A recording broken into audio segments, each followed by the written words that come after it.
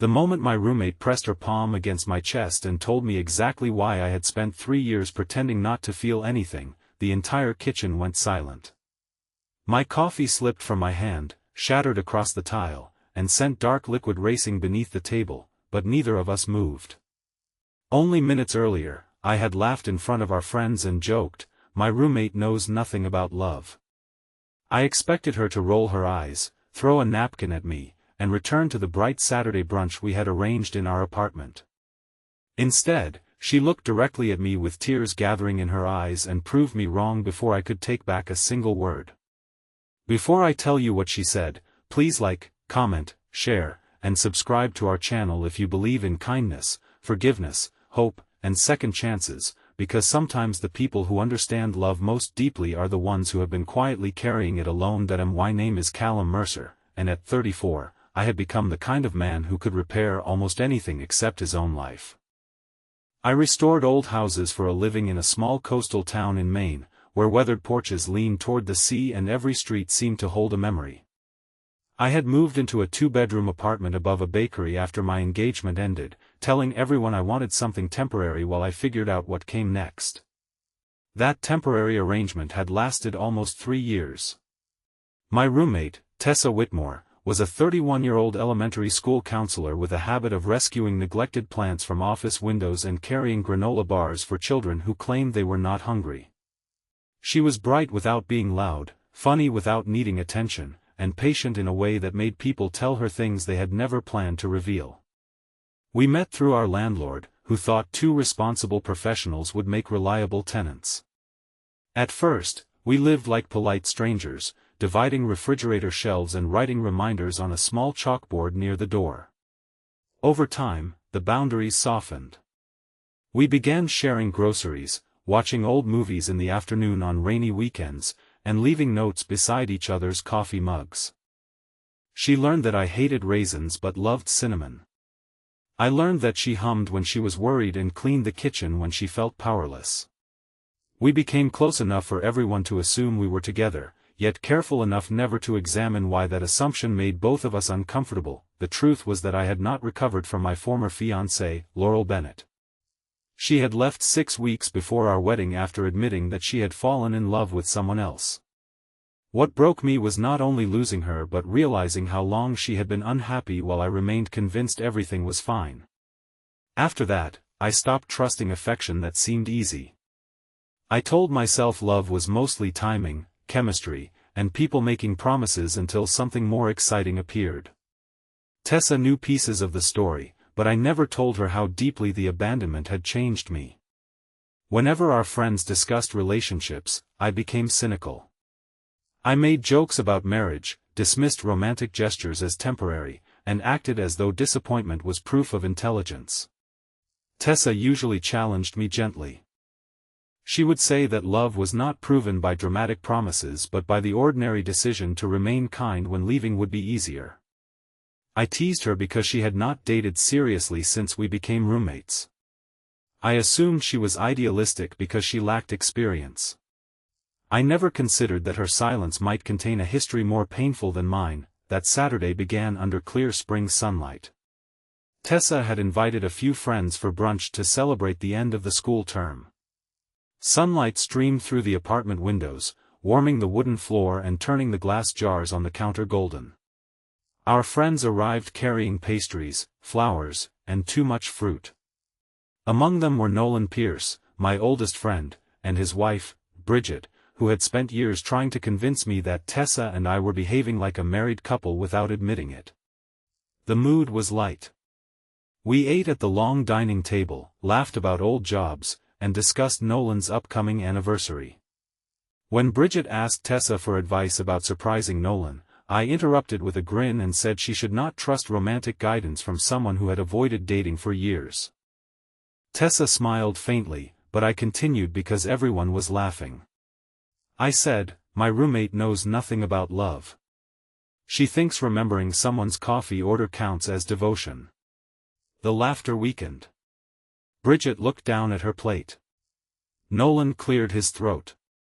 Tessa's face changed so slightly that only someone who lived with her would have noticed. Her smile remained, but the warmth left it.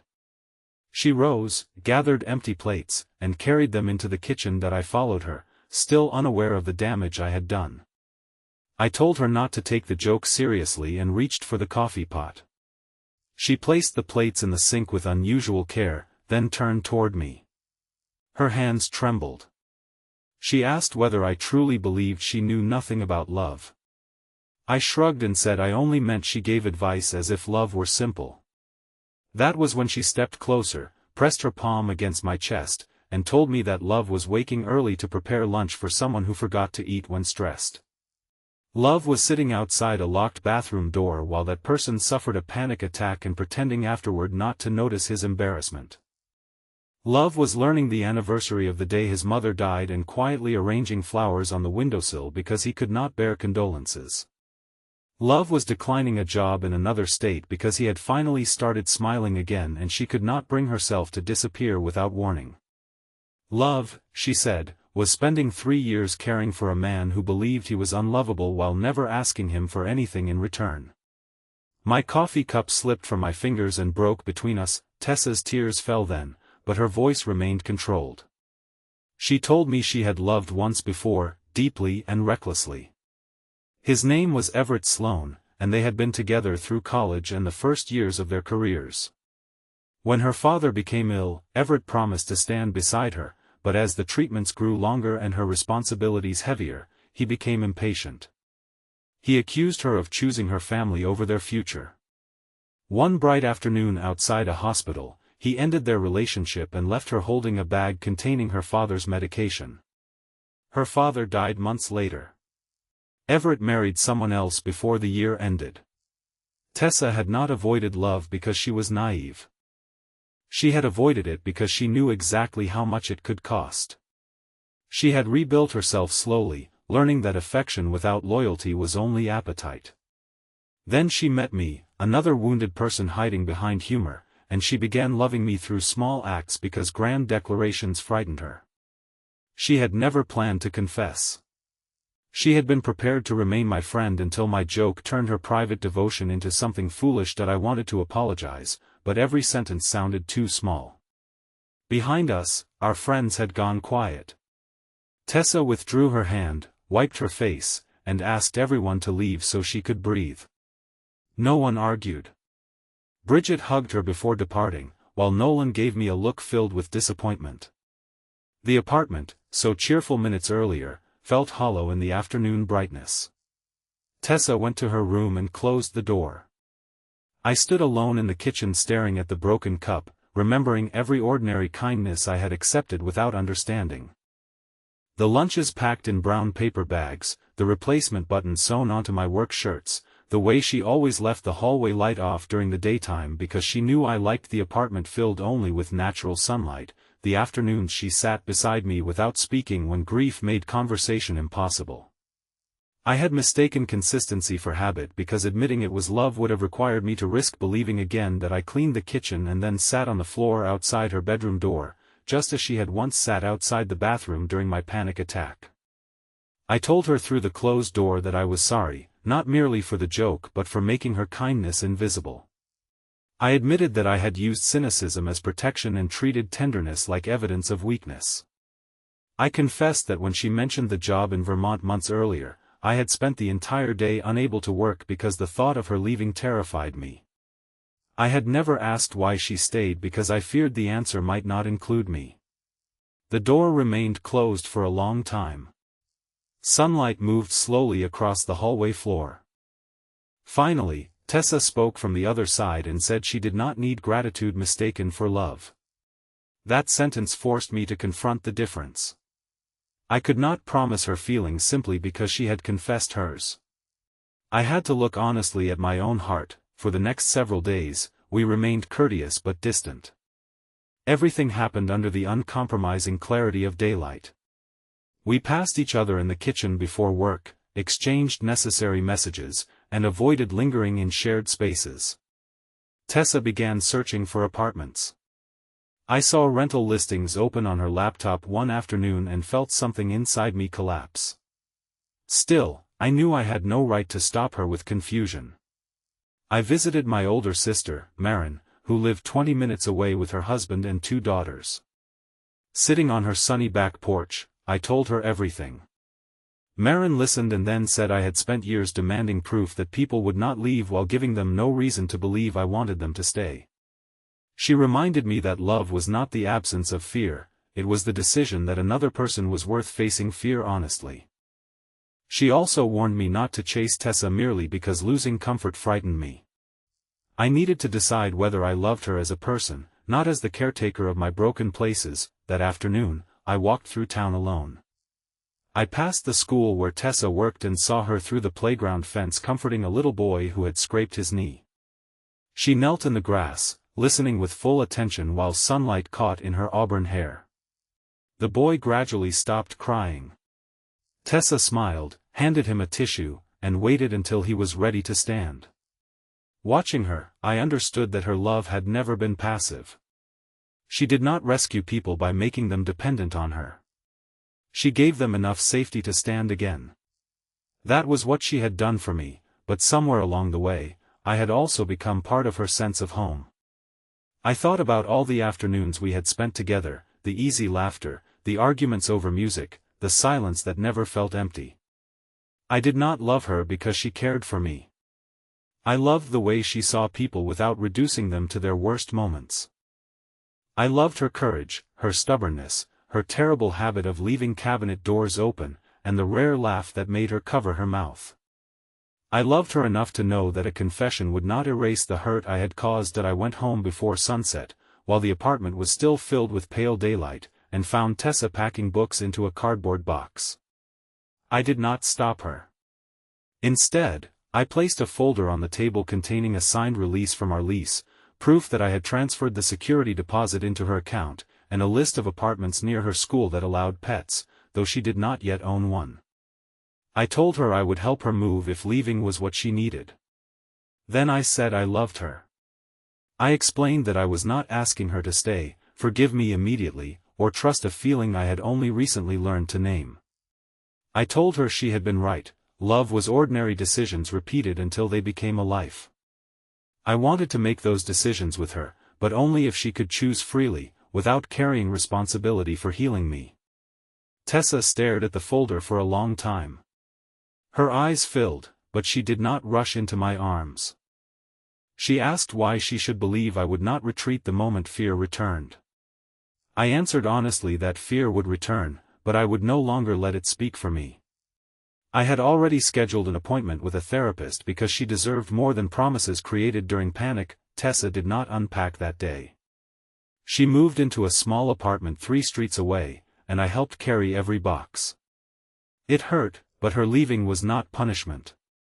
It was a boundary, and respecting it became the first real proof that I understood love. During the following months, we rebuilt our friendship carefully.